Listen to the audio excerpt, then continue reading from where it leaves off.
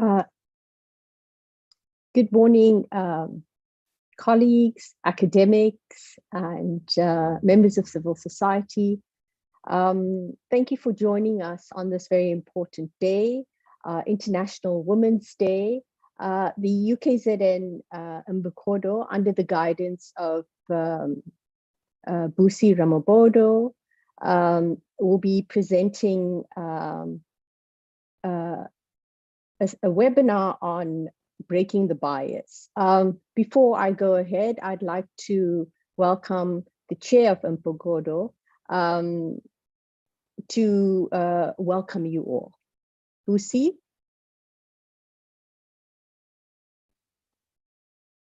Can you unmute, please, Busi? Good morning, colleagues from UKZN. Good morning to our guest speaker, Ms. Nene Molife. And good morning to members of civil society that are joining us today. My name is Busisiwe Ramabodu. I'm a director for HRD at UKZN, as well as the chair of Mbukodo Women in Leadership and Academia. We are very delighted this morning to be hosting this webinar to celebrate and commemorate International Women's Day. It's a day that is celebrated worldwide in order to bring to the fore and highlight the issues that women continue to experience, especially in the workplaces, as well as in general in the world. So one of the issues that continue to hold or to slow down the acceleration of gender equality and gender equity is the issue of bias. So hence the theme this year for International Women's Day is about breaking the bias. So, and of course, bias only exists in human beings. So the only way to break it is to identify it in yourself and to identify it in others. So we felt that even at UKZN, women continue to be underrepresented in some of the spaces, and of course, continue to experience bias like in any other organization. So it's an issue that we need to continue to have a conversation about until such time, of course, that we've been able to tone it down. I don't know if we can eradicate it completely, because I do believe that bias is something that is inherent in human beings. However, if we are able to identify it in ourselves and be able to alter our behavior for the benefit of women, for the benefit of gender equity and gender equality, then we'll be able to address many of the issues that women experience. We are very excited this morning that our guest speaker is an expert in this area. She's written books in this area, so we're really excited to learn from some of the experiences on how we can break the bias against women. We have invited men and women to this webinar, and I do hope and welcome the men that have joined this webinar, because most of the time when we have these conversations, it's mostly women alone and men are generally not there. And so part of hosting this webinar was to encourage men to join in the conversation, to be able to examine their own bias towards women in leadership, and be able to alter their behavior likewise. So with those words, let me welcome all of you, and I look forward to the conversation today, and I hope all of us are going to benefit. Thank you. Thank you very much, Busi, for your guidance and leadership and making these programs possible. So Ms. Nene Molife needs no introduction, and I'm just going to take a minute to provide a background, although I'm not sure I will be able to do justice. She's an experienced consultant and a facilitator and has an exceptional track record that spans over 18 years. She's the owner and the Chief Executive Officer of Mandate Molife Human Resources Consulting. Her work involves facilitation in whole systems, culture change, transformation, leadership development, diversity, and inclusion interventions for both large and medium-sized local and multinational companies. Ms. Molefe is sought after for inspiring and captivating audiences with her creative ability to tell stories. The approach and addressing delicate and complex intersections that we face in South Africa. So without further ado, I would like to welcome Ms. Molefe, and please write down your questions or put them in the chat box because we will have a Q&A session afterwards. Thank you, Ms. Molefe, and welcome. Thank you so much, Prof. Miriam, for the intro, and thank you, Busi. Let me go straight into my presentation, and please, I'll ask someone, once I'm in it, I might forget the time, so please, at the 40 minutes, just let me know. I just want to start with the fact that whenever I talk on the topic of bias, and bias falls under the broader aspect of inclusion, of course. So often when I talk about any part of diversity, equity, and inclusion, I'm saying discussing that without addressing psychological safety first can be risky. And some, or maybe all of you would know that this is a term coined by Professor Amy Edmondson, that psychological safety is a shared belief held by members of a team that the team is safe for interpersonal risk-taking, that you will not be humiliated, punished, or rejected, or ostracized or victimized for bringing your whole self to work, asking questions and challenging norms. I'm saying this because often this is what I come across, that when people have to express that, but this is what we are going through, either as women or any part of the marginalized groups, the issue of psychological safety is critical. And for me, I never just want to start without touching on it. Often what I see in teams and in organizations is what we call artificial harmony, where there's a relationship in which parties attempt to maintain a deceptive outward harmony as a camouflage. But inwardly, there's a sense of disharmony. You know that things are not going right. You know that women are not treated well. You know that things need to change.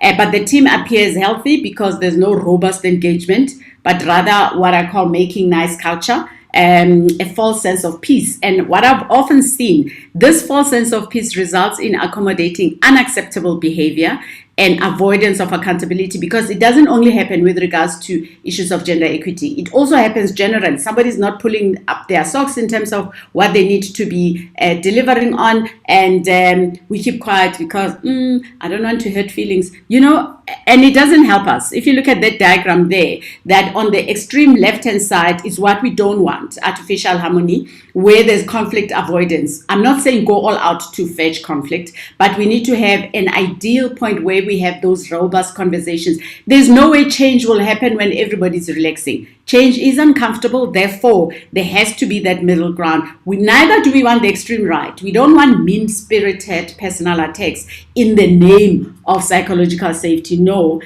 because that will be destructive. We're looking for the middle.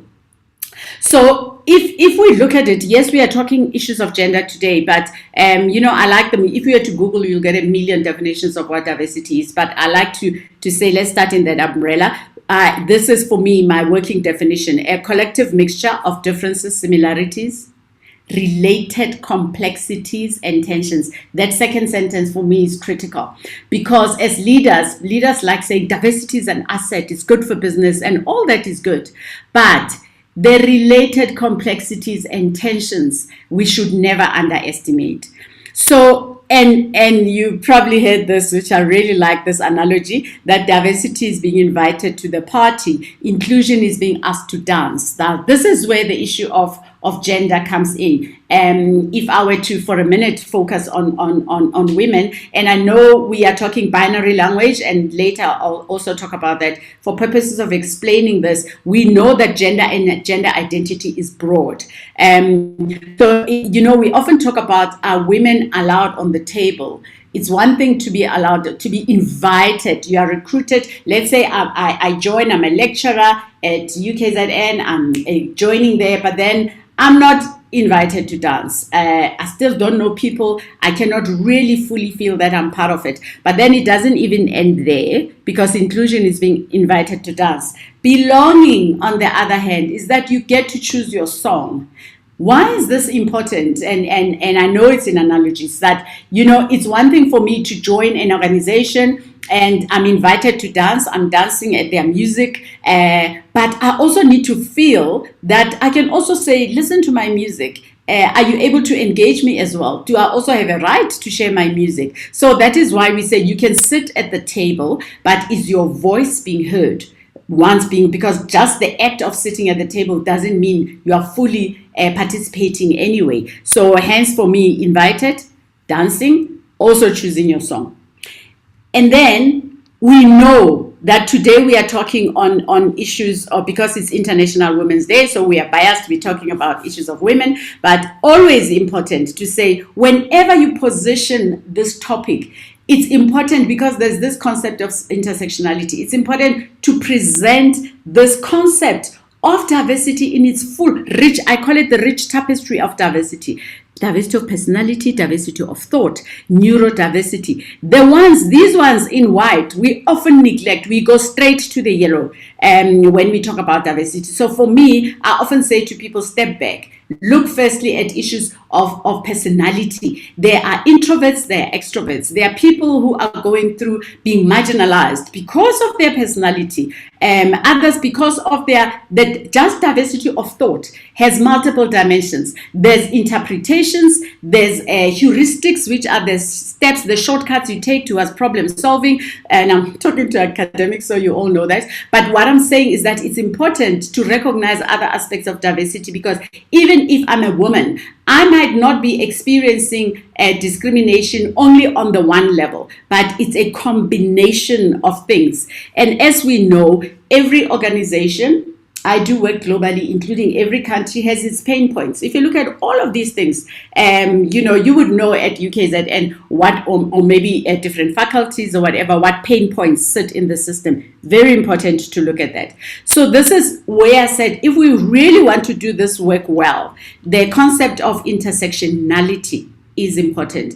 I call it my fingerprint. So all of us have our own fingerprint, and my fingerprint will be a combination of the fact that I'm Black, I'm a woman, I'm heterosexual. I often give this example that the way I would introduce myself, I'm Black, heterosexual, cisgender woman.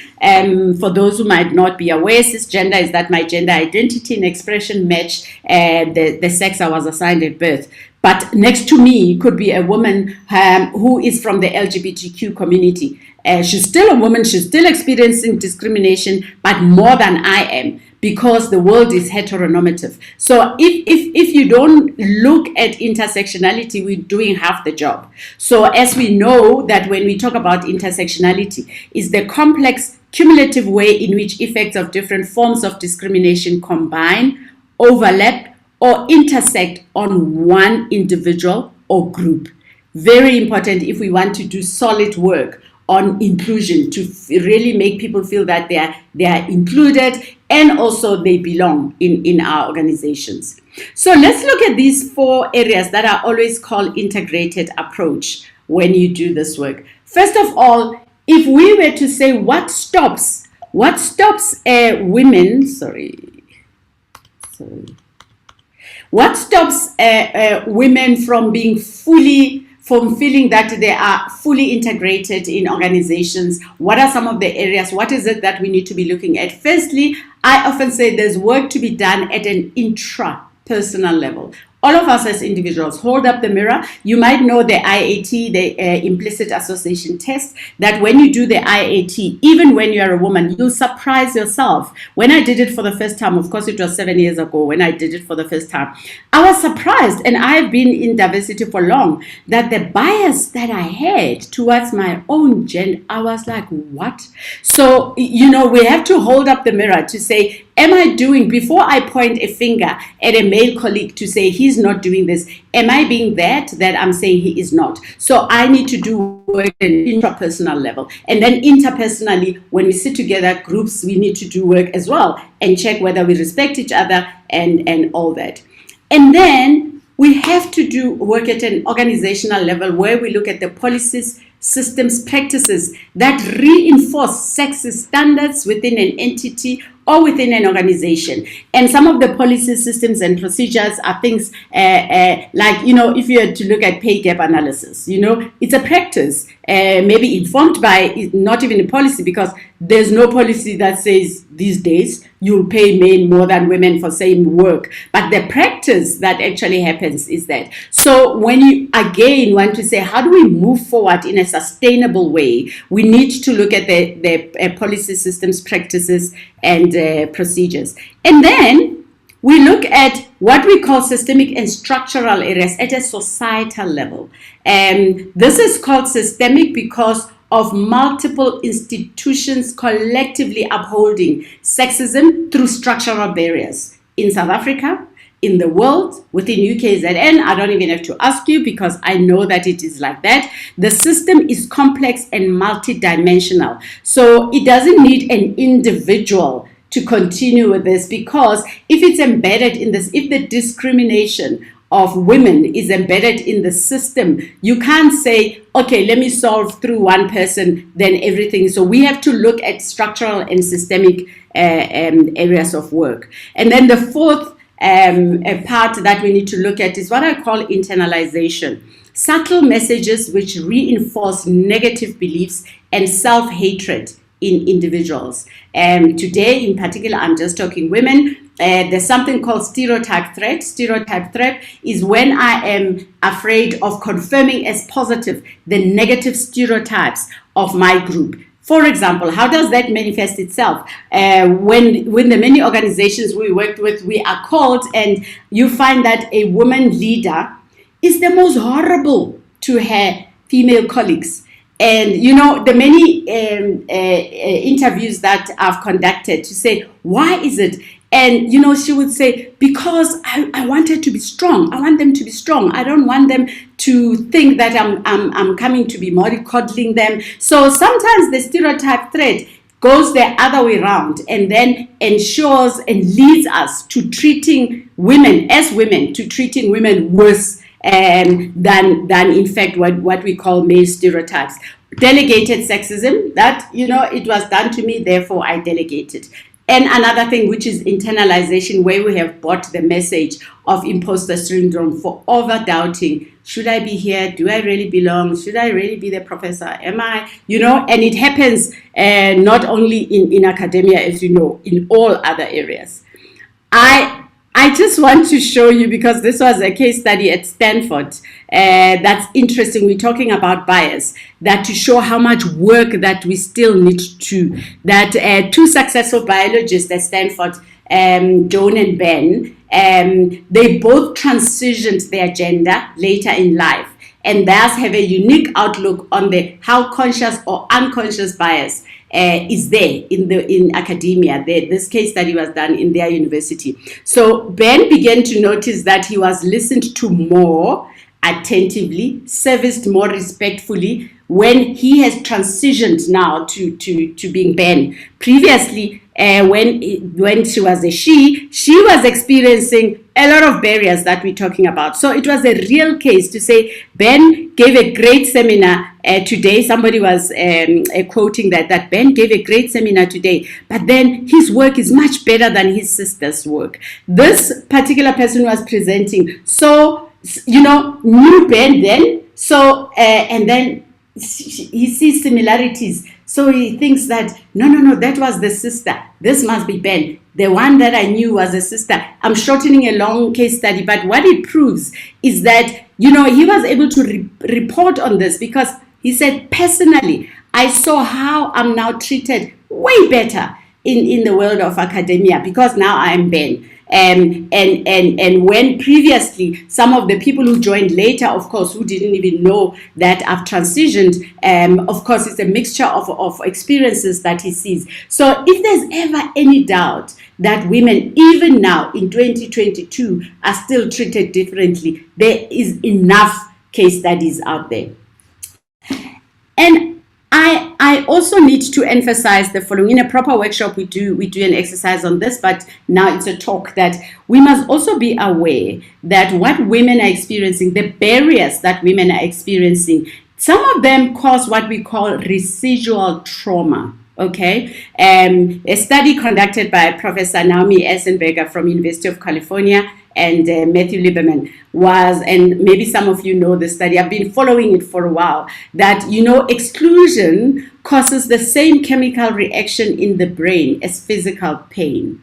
That when we exclude people unfairly, when people go through routine experiences of exclusion, what it does, it's almost like I'm taking a knife and I'm scratching your hand like this. So that pain, the brain, as you see here, the brain doesn't make much of a distinction. They see this as whether it's social pain, which is as a result of exclusion, or physical pain, which is as a result of a knife, whatever it is that can cause physical pain. Just shows how we need to take this thing seriously as well. So further research on the impact of social exclusion says being on the receiving end of social snub or exclusion causes a cascade of emotional and cognitive consequences. So social exclusion increases anger, anxiety, depression, jealousy, sadness, because you're wondering, why am I the only one going through this? It reduces performance on difficult intellectual tasks and can also contribute to aggression and poor impulse control. So again, you are showing up at work, you're going through difficulty, serious exclusion, you show up at work, you're supposed to be performing at your highest level, and research has shown that it actually reduces performance on difficult intellectual tasks. Prof. Leary and Associates from Duke University conducted this study of 15 mass school shooters, and they discovered that of the 15, the ones that you are studying, that 13 out of the 15 were victims of social exclusion. Nobody is saying we must excuse behavior like that, violent behavior when somebody is excluded. All what I'm saying is that research shows that people who routinely experience exclusion, these are some of the behaviors that you see. They feel excluded, they have poorer sleep quality, their immune system don't function as well, and it takes a toll on them physically. So for me, it's important to really emphasize that let us work towards real inclusion as we move forward. And, the many focus groups that we've conducted, when we ask people, what are the different areas where you feel as women, where you feel excluded? And they mentioned the whole area of sexual harassment, just to give you an example. Therefore, I often say to leaders, if I'm leading a department, if I'm leading a team, and I believe in inclusion of women, or of all groups into my team so that they can be high performance, I must never assume that silence means all is well. I need to ensure that team members are engaged, because inclusive leaders reach out, they probe, they invite feedback, they seek ways of optimizing performance and inspire and multiply talent. So I love that quote on the right, that staying quiet doesn't mean that I have nothing to say. It means I don't think you are ready to hear my thoughts. And by the way, it works at home as well. That when people are silent, it doesn't necessarily mean everything is okay. We need to be those leaders who really encourage those robust conversations that I spoke about.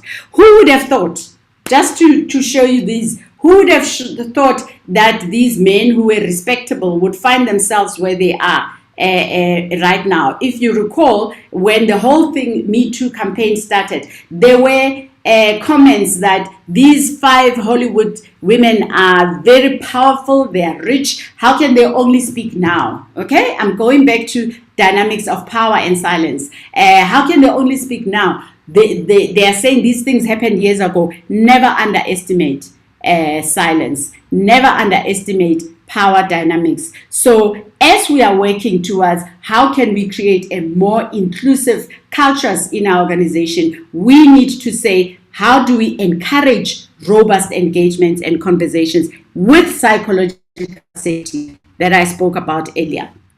If we pick up in the same line, we know that there is bias.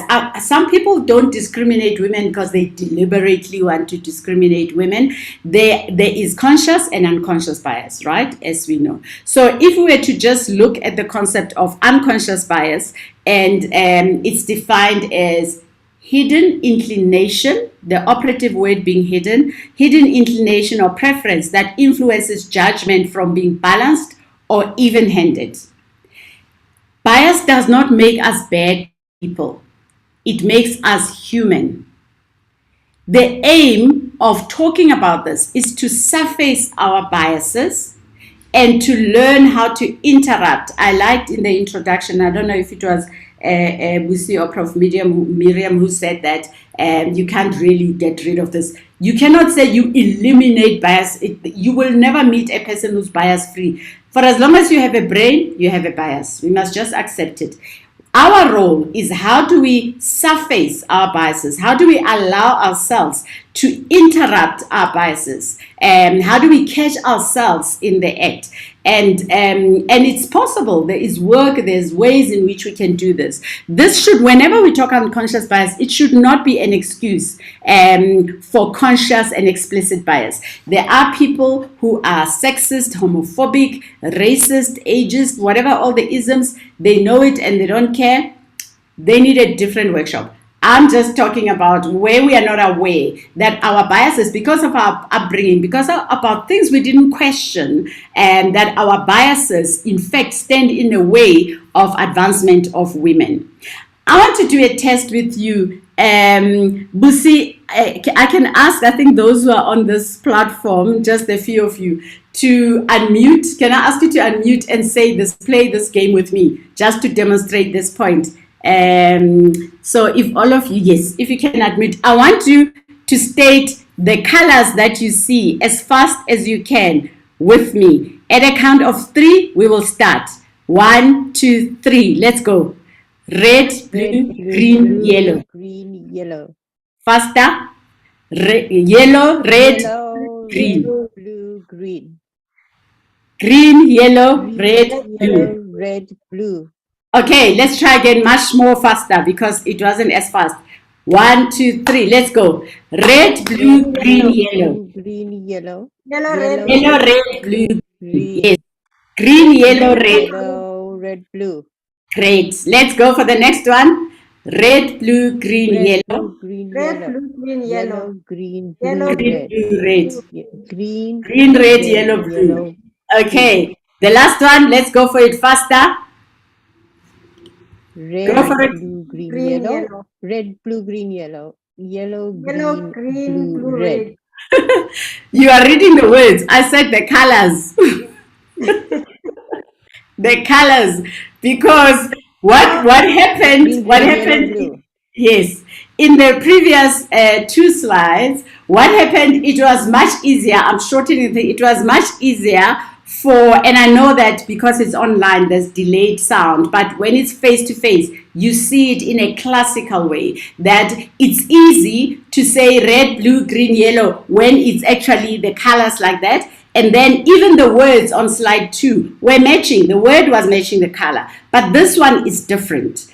And this is what we call, when there is no stereotype match, you become slower, okay?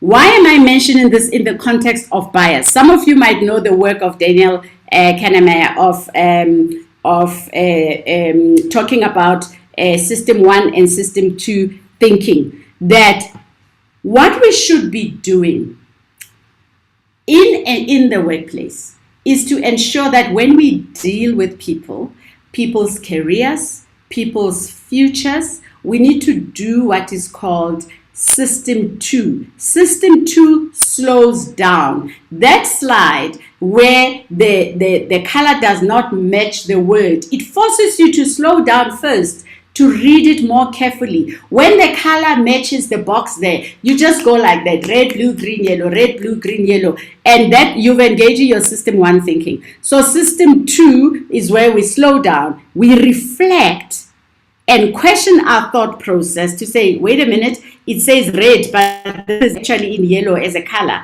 Examine and interrogate data. Challenge yourself to unlearn and relearn. Search for behaviors, not opinion. So what we need to be doing is that how can we practice to engage our systems to more? So system one is that we make most of our decisions using our intuitive thing, that, you know, it's fast, automatic, effortless, implicit, and emotional. We can just do it quickly like that. Sometimes relying on trusted sources for shortcuts. I'll give you an example right now. But when you engage systems one, you are forcing yourself to fall in the trap of confirmation bias, in-group bias, status quo bias, halo effect, the many biases that we can find. Whereas system two makes you to stop and pause. I have seen too many leaders using what I call opinions to impact on people's careers. So we are saying focus on behaviors, not opinions. When we ask for opinions, we trigger implicit associations. When we ask for assessment of behaviors, we evoke what we call conscious thought. You go to system two. For example, if I say, let's say I work with Busi and I've got a position in my department, I want to promote someone, and that person's name is Ellen, and Ellen used to work with Busi, and then I say, hi Busi, what do you think of Ellen? Just like that, what do you think of Ellen? You might think I'm crazy. There are people who do that. You say, what do you think of so and so? And sometimes you might hear the answer might be, that one is lightweight. People say that about is lightweight, or he or she just does not fit. Now, it is better to say, can you tell me what you've observed of Ellen's abilities to negotiate tough situations? Even if Busi is my friend, because think of it this way. If Busi says, Ellen is lightweight, I cannot unhear that, right? There is something embedded in me that is lightweight. Whereas if I asked her a more pointed question, then it allows me to system two. It allows me to say, you know, this is people's futures we're dealing with. Asking for these details helps you to see data behind a potential bias, because bias plays with that all the time, so that you can reach your own conclusions, and it can also help other people realize the data that you used in reaching those conclusions. Why am I emphasizing this? Because if you look at this employee life cycle, at every stage of an employee life cycle, we have our unconscious bias creeps in at advertising, recruiting, the way we interview, at the final hiring decision, onboarding, promotions, whether we do succession planning, mentorship, who do I mentor, who I choose not to mentor, who do I send to what leadership program, up until somebody exits. Every stage of this employee life cycle, our unconscious bias sits there. It's actually a waste of time to even argue that we don't have it. We just have it. We just have to say, how do I actually wake up from this and interrupt my biases? What tips can I use? What is it that can I do to hold myself accountable and hold each other accountable? So in all of these things, unconscious bias does creep in. And as you know, there's multiple biases. There's confirmation bias, affinity, body shape, accent, hello. Do you know there's beauty bias? It has been proven over and over that men who are handsome, tall, well-built, nogal, get paid, and beautiful women get paid more than the ordinary people. My daughter says, Mom, the language is called pretty privilege. There's pretty privilege out there. As crazy as it sounds, we need to constantly know that this is what bias does. And it doesn't say to you, no, now you are in academics, let me pack my bias. It comes with us constantly. So let me give you an example of an affinity bias. Let's say we are looking for a lecturer, or even it could be even in the admin section. You are looking for a lecturer here of IT, let me say. And then this is a woman who's come for an interview. this is how affinity works. Let's say the woman at the extreme left here is me. I'm chairing the panel. And I look at her. Hey, Tandi, the candidate who's come for the interview. Tandi is busy in the interview. We're asking her questions. And then in the middle of it, I see she's perspiring. She's biting her tongue. I see her hand is shaking. Do you know what affinity bias does? I look at her, and then she reminds me of me when I was young. Without even thinking, in nanoseconds, I might say, but Tandi, relax. We saw your CV. Why are you so scared? Just relax. I can even say, breathe. Then she breathes, and then she recollects herself. Okay? I'm using gender the other way around. Then after her, let's say John comes for the interview. And John is also perspiring and also moments of tension. We've all gone through that at some point. And then John doesn't remind me of me when I was young, right? So I just leave him to fry in his anxiety. I don't even recognize it in myself. My panelists might not even pick it up. That's how quickly bias happens. So when we read these many stories about endless stories of what women go through, I use this example to show you that we as women can also be biased, whichever way. But, just because today we are focusing on International Women's Day, what women go through in order to prove themselves, to double prove themselves, is that there is affinity bias, there's confirmation bias. These are the biases that we see them permeating the workplace all the time. So, and whenever there is bias, we talk about a concept of micro-iniquity, which I'm sure you know, or microaggressions. What do we mean by micro-iniquities? Ways in which individuals, in this instance, let's say women, individuals are singled out, overlooked, and discounted because of unchangeable characteristics. If you overlook me because I'm a woman or I'm this age, I cannot change. I don't know how many skin things I can use. I'm not 30 years old. It's unchangeable. If your issue, you have an issue with women, therefore it's very difficult for me. And if I go through that all the time, it's what is called micro-iniquities. For example, one person makes a mistake, and these we get from our workshops. Let's say a male colleague makes a mistake, and the leader says, yeah, it's proving that you are trying hard when you make a mistake. And then I make a mistake. Now it's like I am the mistake. Everybody who comes in, they say, that one with the black shirt, 3 years ago, this is what she did. Sometimes we treat people like that in the same team. One person, my margin of error is this much, but somebody's margin of error is this much. These are real, they happen. Or I'm busy talking, somebody finishes your sentence because they think they know what you want to say, they finish your sentence anyway, or they want to listen to somebody else that they think will say something important. Or we're busy in a presentation, we're engaging, somebody is really engaged in a presentation, then a woman stands up, and suddenly what you see, that's the time people remember that I need to check my emails, I need to look at my phone, and underline the following: men discriminate against women, women discriminate against women. I'm telling you, as you probably have known, that happens most of the time. Not most of the time, I'm saying there are pockets as well. So another example of micro-iniquity, you are in a meeting, you say something, and chairperson says, oh, okay. And then after that, about 10 minutes later, Mandla sits next to me there and says almost like the same thing I said. And the chair says, wow. Oh, that's great, Mandla. Who can run with that? Who can pick that up? I have seen these things happen. And you're sitting in a meeting and you're like, what? And you know what's difficult about micro-iniquities? It's difficult to self-advocate. Do you picture me saying, hello, Mandla, you're stealing my point? No, because you first of all, you are scared that they'll tell you to get a life. You're taking life seriously, just get a life. You know, the many interviews we've conducted, I don't know how many times people have been told to get a life. I don't know how many lives you've gotten. It really is impacting on people. Or this I got not so long time ago that, they'll be saying in our team, let's brainstorm.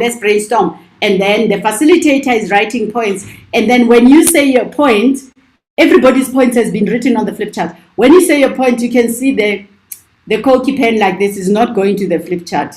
Do you know that other people might not pick it up? You will. And you will see it. And you might feel that, hey, let me not say it. That's the thing about micro-iniquity, because they work you up so much. You are in the meeting physically, but you've spelled out because you are so affected by what is happening. Or the tone. One person, when I talk to this person in a staff meeting, I talk to this person, I talk with a respectable tone. When I look at the other, the tone changes. We've seen that. Or you going out, you're going to do a very important assignment or project, and I say, Nini, I know you'll do it. Break a leg. And then to someone else, it's like, are you sure? Are you sure that you're fully prepared? We plant doubt on others. We plant confidence on some. Even as parents, we know that when you do this doubt confidence thing, what it does to your children. Or there's a concept called mansplaining. We are in a meeting, you are in a project, you are busy, you're giving your own views, and then somebody decides to be the summarizer and summarizes that. Let me explain what Nini was trying to say. Even saying what Nini was trying to say. They might sound like these are petty things. They are not, because the cumulative effect of micro-iniquities causes people to say, I don't belong here. With COVID, people moved to WhatsApp. And what we've seen with many WhatsApp teams is that, yes, people, there's a theme that's going on. People are contributing, there's a theme. And then I post something. And then suddenly there's this deafening silence. I'm not sure, did I post something wrong? I check my post and I'm saying, should I delete it? If I delete it, they'll see that I've deleted. This is what people go through when we are not conscious of these micro-iniquity. Or accent. There are some micro-iniquities of accent that suddenly, I don't know if we want people to speak English with the Queen's language, but I have seen how even that can be a micro-iniquity in terms of people's accent. It's sad that we still have to even be giving examples like this. That is why I love, Maya Angelou, who says, people will forget what you said, people will forget what you did, but will never forget how you made them feel. Prof. Miriam, is the time up? No, I just want to encourage people to put their questions in the Q&A box, and if you can wrap up. I'm just left with two so that we can ask you our millions of questions. Okay, so and then those were micro-iniquities, microaggressions, everyday slights, insults, indignities, a seemingly small remark that makes someone feel insulted. As we know, you people, your people, a leader saying the girls in my team, you cannot call. When I challenge somebody, they said, now you're making the workplace to be really this boring stiff. I said, no. And he was saying that, but they like it. I said, power dynamics. They might keep quiet because you are their boss. I'm not reporting to you. I'm giving you guidance. You cannot call professional women girls at work. Or there's somebody says he's gay, but wow, he's so good.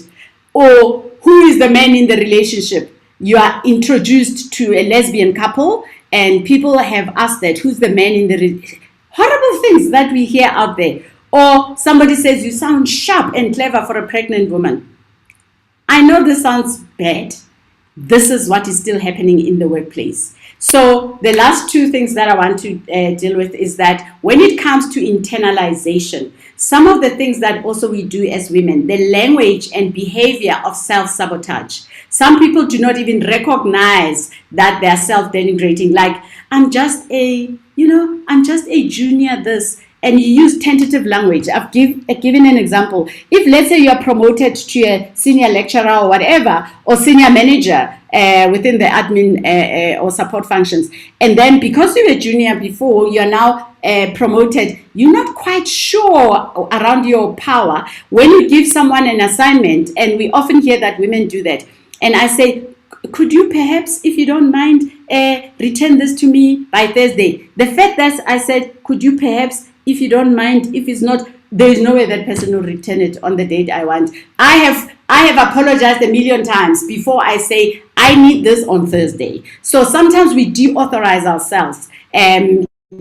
So we need to be conscious of what we say and in whose presence do we say it. So let me rather stop here and give it. I can talk forever and rather give it to questions.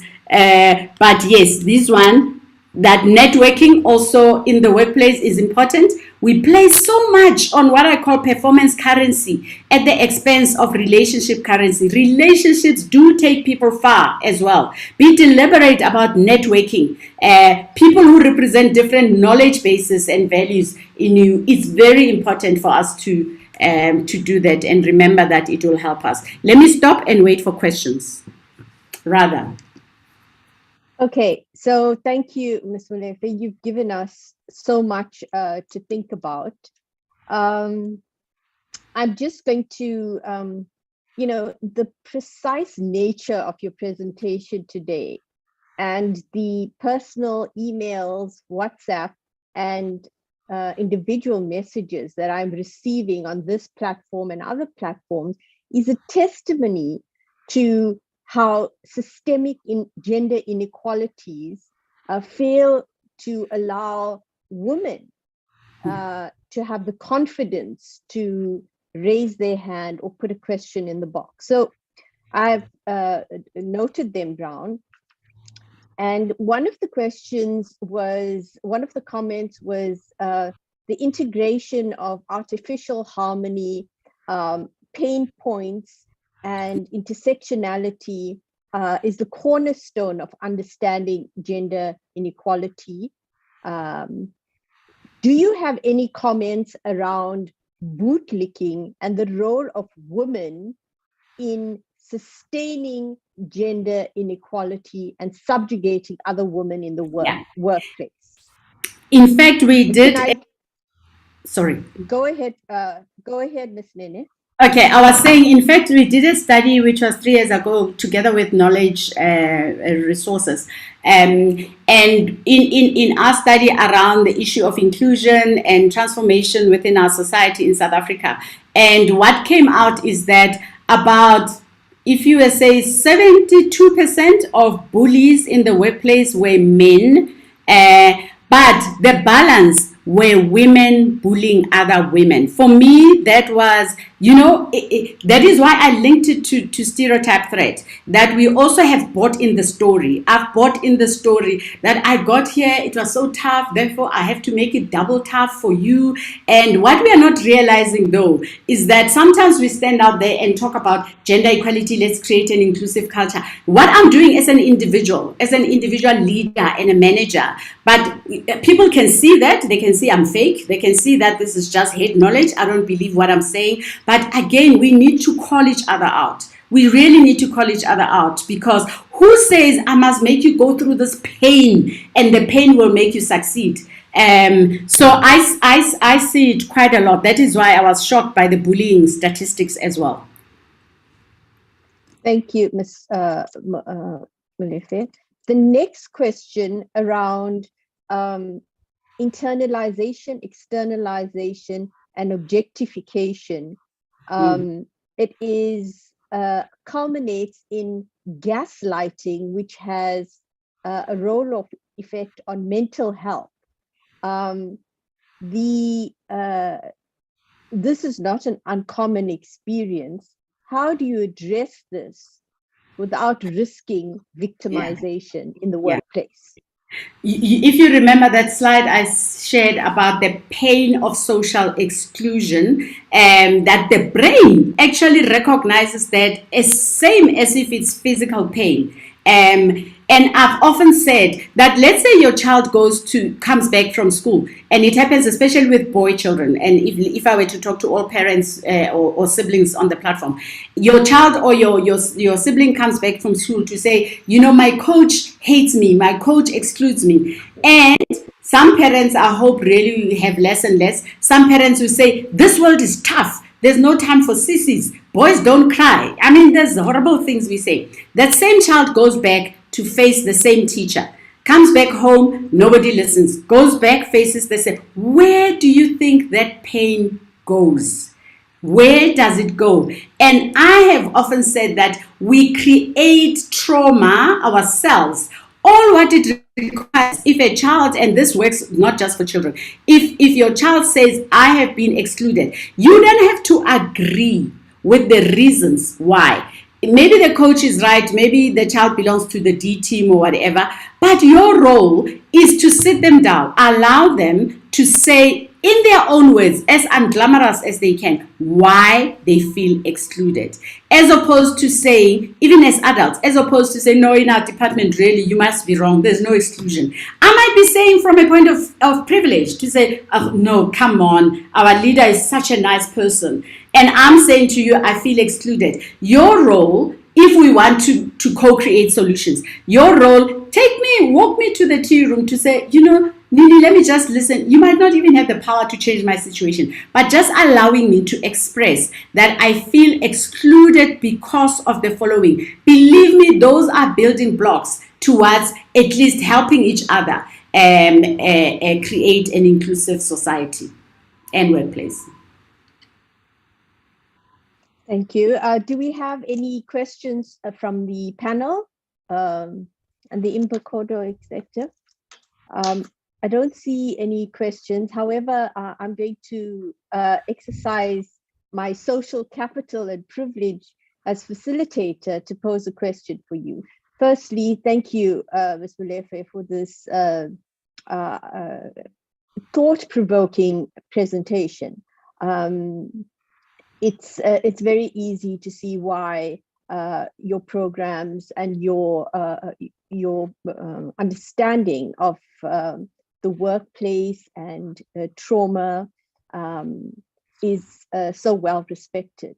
Your integrated approach prioritizes intersectionality, which is very significant as we each have unique fingerprints.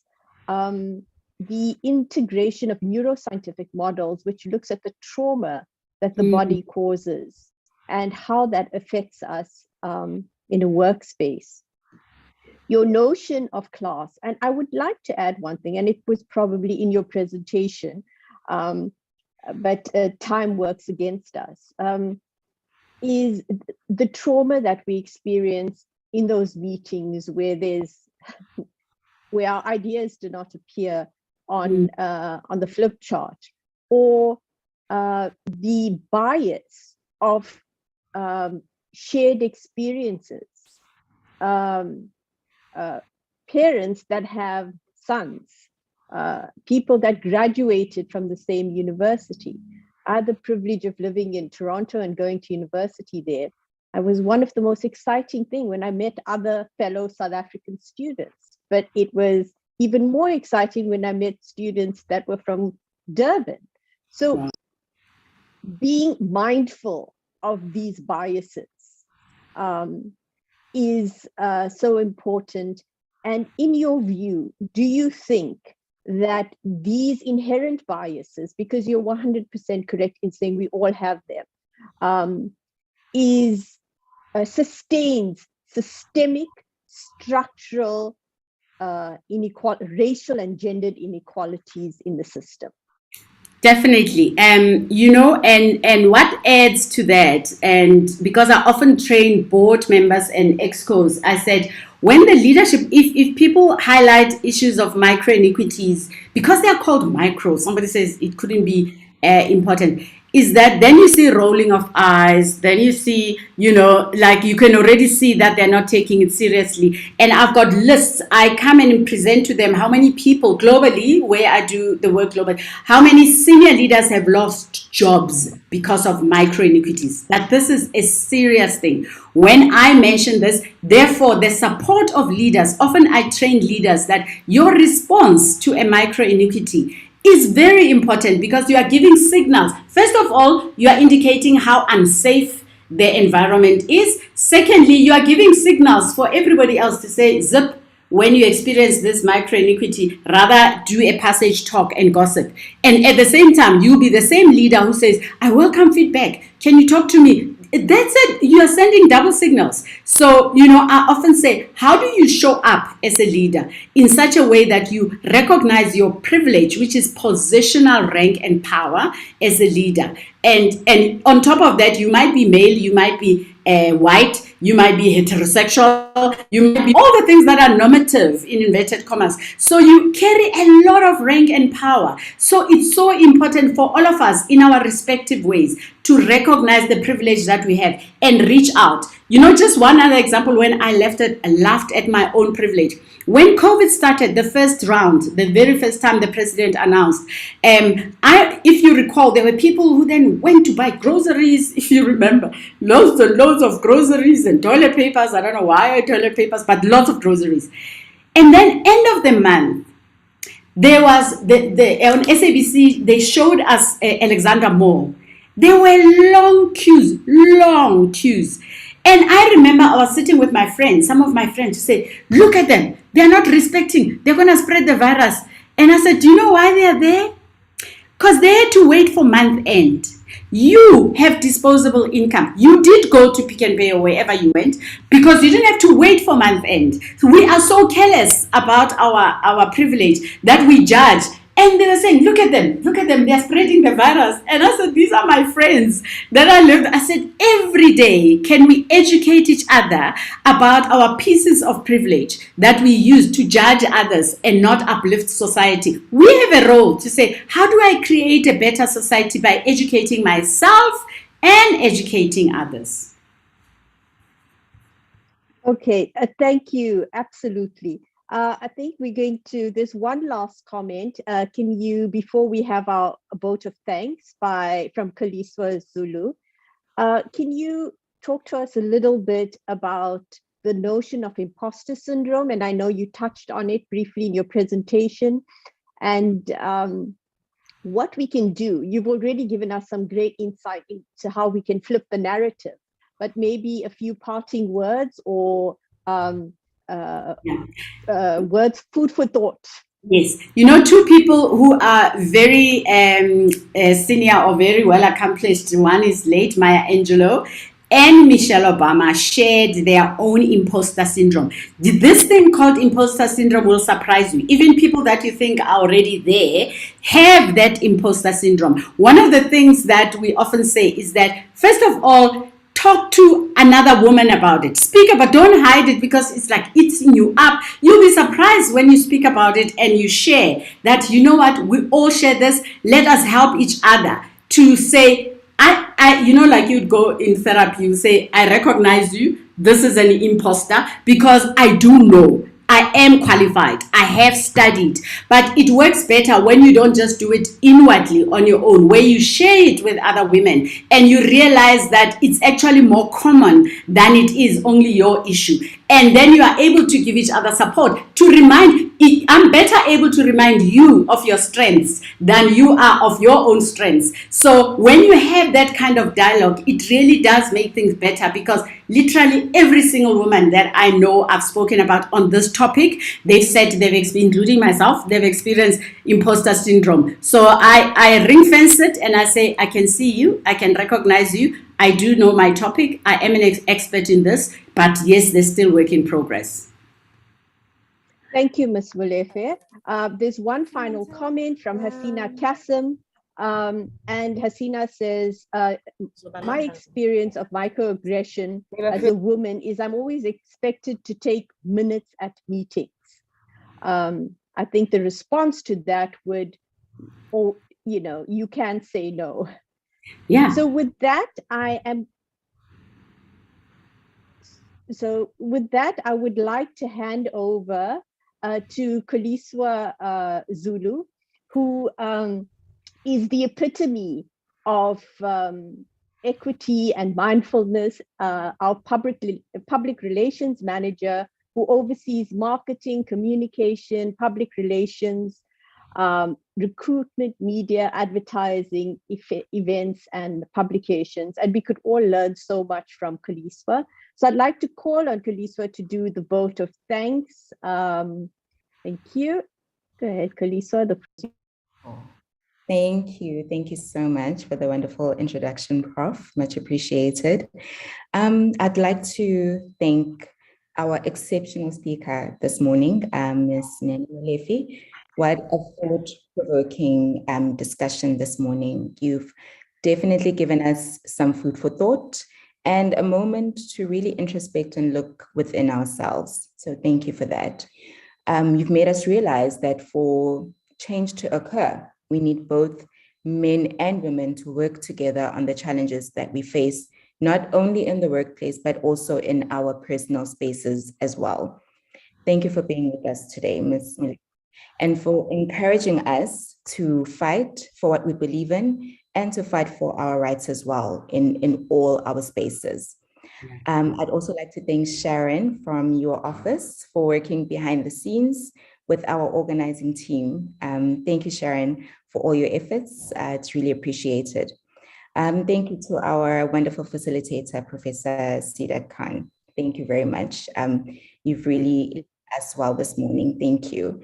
And to our team working in the background, Shakila, Kurt, and Pam, you're always ensuring that our events proceed seamlessly as you have today.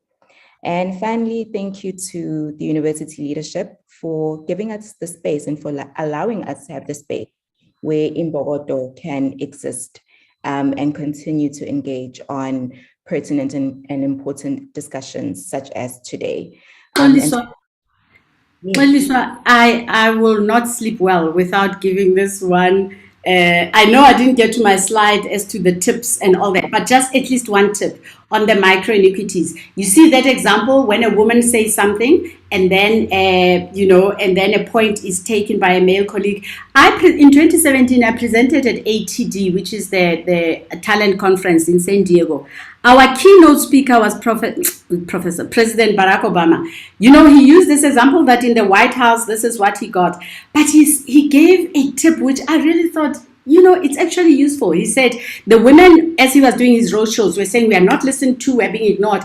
And he said, I'm not coming to be a savior for women. But what I would like to say to you, if a woman says something, let's say Prof. Miriam says one thing and then it's being ignored. When it gets to Oliswa, even if it's 15 minutes later, you must then say, that point that Miriam mentioned, even if it was 15 minutes ago.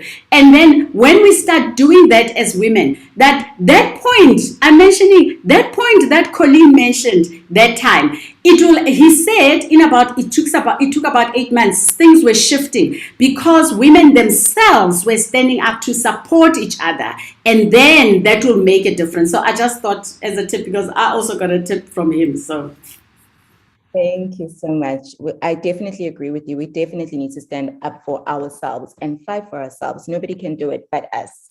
I definitely agree. Thank you so much. Thank you, everyone. Thank you, Ms. Molefe. I think there's still lots of questions, so we will be inviting you to share your expertise with us again. Thank you, colleagues. Give me an hour. I have a lot to cover. Next time, get me 1 hour, then I'll share, including the tips and strategies. I think we need to arrange a workshop, a 3-hour workshop. Yeah. That will help. Okay. Thank you, everyone. Thank you. I just hand over to our chair of Imbogodo, Busi Ramabodo, to wrap things up. Thank you, everyone. Wow. We didn't have enough time. As colleagues correctly put it, we've learned so much in this time that we have. But of course, realizing that there's still a lot more that we can learn from you, Nene. So you definitely will be hearing from us. And I can see comments coming from the ladies and the women in the chat, in the Q&A, that there's still a lot of things that perhaps we need to engage on and answer and share experiences and share tips. So something we'll be looking into. Thank you so much, colleagues, for joining, and Miriam for facilitating. Thank you.